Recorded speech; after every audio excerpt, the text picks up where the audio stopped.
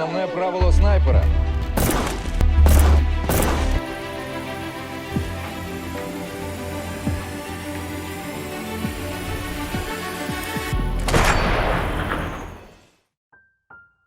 Halo guys, kembali lagi dengan saya Evan. Jadi di video kali ini saya akan mencoba menjelaskan sebuah film dengan judul Sniper White Raven. Film ini merupakan sebuah film berdasarkan kisah nyata yang menceritakan tentang sepasang suami istri yang tinggal di sebuah desa terpencil. Suaminya di sini adalah seorang guru fisika, matematikawan, dan ekologi, di mana ia harus kehilangan istrinya saat tentara Rusia menemukan tempat tinggal mereka. Bagaimanakah kisah selanjutnya? Ya udah guys, tanpa berlama-lama ini dia alur cerita filmnya.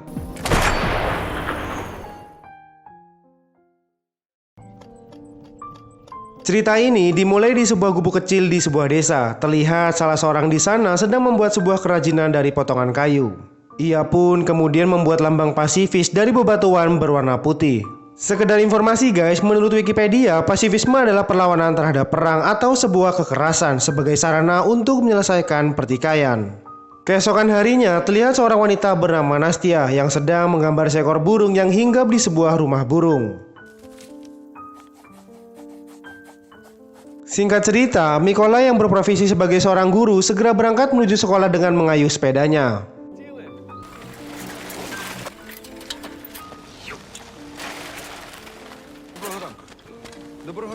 Dan sesampainya di sana, Mikola mendapatkan sebuah kabar bahwa sebuah kota yang bernama Crimea sudah dikuasai oleh Federasi Rusia. Sementara istrinya yang berada di rumah sedang melanjutkan pahatannya yang tadi seperti di awal film. Saat Mikola sedang menerangkan sebuah rumus di papan tulis, salah seorang siswanya yang bernama Ivan dengan beraninya menaikkan kakinya ke atas meja dan terus menembakkan sebuah kertas dengan meniupnya ke papan tulis. Hal itu membuat Mikola berinisiatif untuk memanggil Ivan dengan menyuruhnya mengerjakan soal yang barusan dibuatnya. Namun sayang sekali guys, Ivan di sini justru menggambar sebuah roket yang sangat mematikan. Di rumahnya, Mikola kedatangan dua orang wartawan. Tujuan mereka datang adalah ingin melihat situasi dan kondisi dari rumahnya. Kedua wartawan ini juga menanyakan apa alasan mereka ingin tinggal di sebuah gubuk kecil ini. Malam harinya, Nastia terlihat memberikan sebuah pahatan kayu kepada Mikola. Ia pun kemudian mengambilnya lalu disimpan sebagai kenang-kenangan dari istrinya. Di sisi lain, terlihat beberapa tentara Rusia sedang dalam perjalanan menuju perbatasan Rusia dan Ukraina. Dan keesokan harinya, Mikola seperti biasa berangkat menuju sekolah dengan mengayuh sepedanya. Saat di perjalanan, Mikola bertemu dengan dua orang tentara Rusia yang sedang berjaga. Hal itu pun seketika membuat Mikola merasa takut. Kemudian ia pun seketika pergi dengan mengayuh sepedanya dengan cepat. Dan benar saja guys, saat tiba di sebuah sekolah, ia pun mendapatkan sebuah kabar bahwa saat ini terdapat sebuah truk Rusia yang sedang berhenti tepat di depan pos polisi Ukraina. Menurut berita di televisi, sebuah pasukan khusus yang bernama GUR memiliki hak mengambil alih sebuah kota bernama Crimea.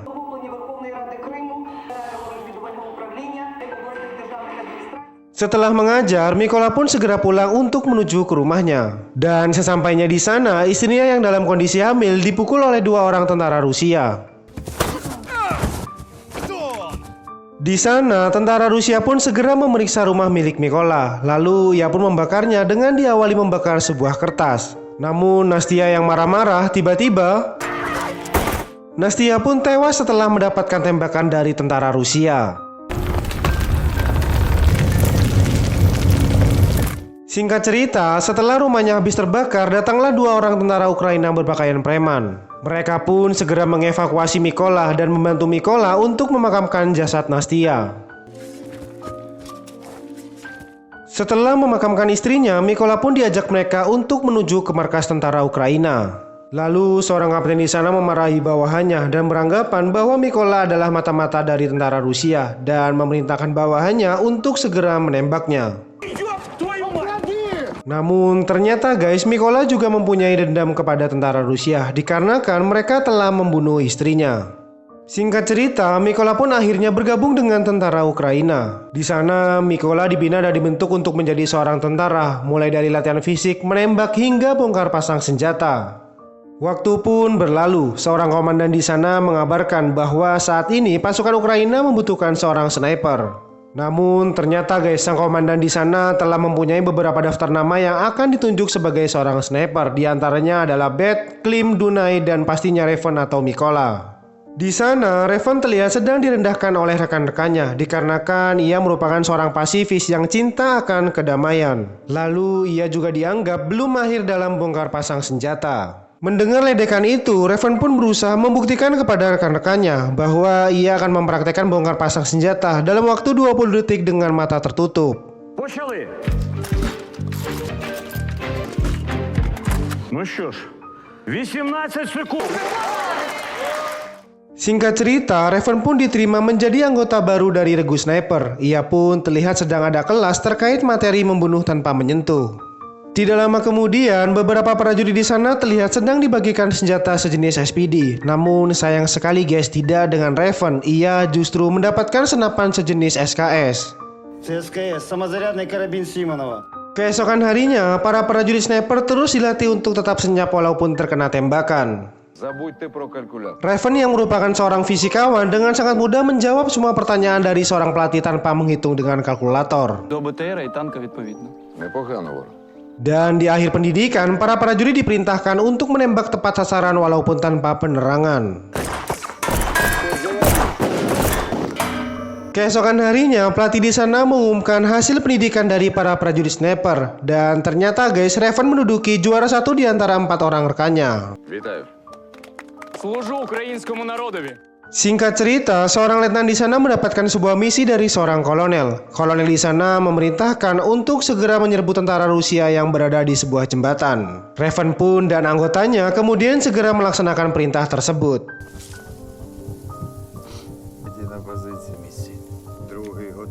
Saat mereka akan menembak tentara Rusia, tiba-tiba datanglah 2 orang warga sipil menggunakan sebuah mobil. Seketika itu mereka pun terdiam, lalu menunggu waktu yang tepat untuk menembak mereka. Tidak lama kemudian, setelah situasi dirasa pas, mereka pun langsung menembak mereka. Dan hingga akhirnya, tentara Ukraina pun berhasil menguasai wilayah jembatan. Singkat cerita, sesampainya mereka di markas, Raven pun menanyakan keberadaan Klim dan Dunay kepada rekannya. Namun ternyata guys, mereka berdua sedang melaksanakan tugas di mana keberadaan mereka saat ini sudah diketahui oleh musuh. Dan tiba-tiba, setibanya di markas, Raven yang berada di sana seketika menanyai keberadaan Klim kepada Dunay. Namun sayang sekali guys, ternyata Klim sudah tewas akibat tembakan dari sniper musuh. Di sisi lain, komandan mereka terlihat sedang membicarakan penyebab kematian Klim. Dan ternyata pihak medis mengatakan bahwa peluru yang menancap pada tubuh Klim berkembang seperti bunga yang membuat Klim seketika tewas. Ternyata guys, pasukan Rusia sengaja memakai peluru kembang sehingga membuat mental dari pasukan Ukraina menjadi down. Selain hal itu, mereka berdua berencana untuk mengatur ulang strategi dengan berusaha menduduki sebuah selokan yang mungkin sudah dikuasai oleh sniper Rusia. Keesokan harinya, sniper Ukraina mulai bergerak maju dengan memasangkan sebuah ranjau di dekat pohon dan menunggu para pasukan Rusia yang melewati ranjau tersebut. Tidak lama kemudian, beberapa tentara Rusia terlihat berjalan mendekati mereka. Namun ternyata guys, Raven di sana juga melihat Ivan yang merupakan mantan siswanya dulu yang kurang ajar saat Raven mengajar. Dan tidak lama kemudian, saat pasukan Ukraina telah menguasai sebuah selokan, Raven dan komandannya berbincang tentang keluarga mereka. Di mana ternyata guys, sang letnan harus berbohong kepada anak-anaknya dengan mengatakan ia pamit pergi untuk berbisnis dengan rekan-rekannya. Di sisi lain, pasukan Rusia terlihat sedang bersiap untuk melakukan penyerangan serta menyusun strategi yang baru dengan seorang sniper terbaik Rusia. Sementara Raven dan komandannya sudah menunggu kedatangan mereka. Dari teropongnya, Raven melihat 2 tentara Rusia yang pernah menembak istrinya. Lalu Raven pun minta izin untuk menembaknya. Namun sang letnan di sana justru melarangnya. Dan tiba-tiba,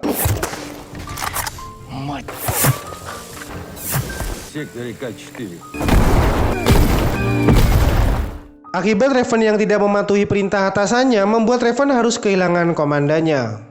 Keesokan harinya, Raven menghadap komandannya. Lalu atasannya mengatakan bahwa ia telah diminta pimpinannya untuk mencari tahu siapa yang telah membunuh sang letnan. Singkat cerita, terlihat pada sebuah rumah kosong, 2 orang tentara Rusia sedang menunggu gerak-gerik sniper Ukraina. Sementara di sisi lain, Raven yang sudah mengetahui keberadaan pasukan Rusia langsung menghabisi mereka.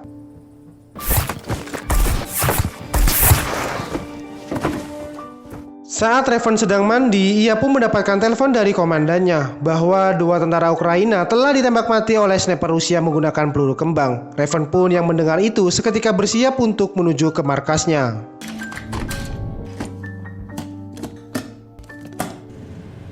Dan sesampainya di markas, komandannya memberikan sebuah kabar bahwa pihak intelijen Ukraina telah mengetahui identitas dari sniper Rusia. Ternyata guys, sniper Rusia itu bernama Seri. Ia memiliki kemampuan menembak jarak jauh dengan menggunakan peluru kembang. Komandannya di sana kemudian mengatur ulang strategi dengan tidak diperintahkannya menembak jarak jauh dikarenakan di area pabrik kimia tersebut terdapat sebuah zat klorin yang apabila tertembak akan terjadi sebuah bencana alam. Untuk mengalahkan sniper Rusia, Raven sendirilah yang akan terjun langsung menuju ke markas musuh.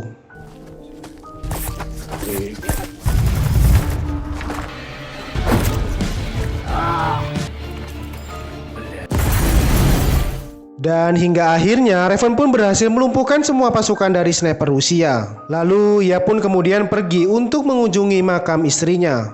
Dan film pun berakhir.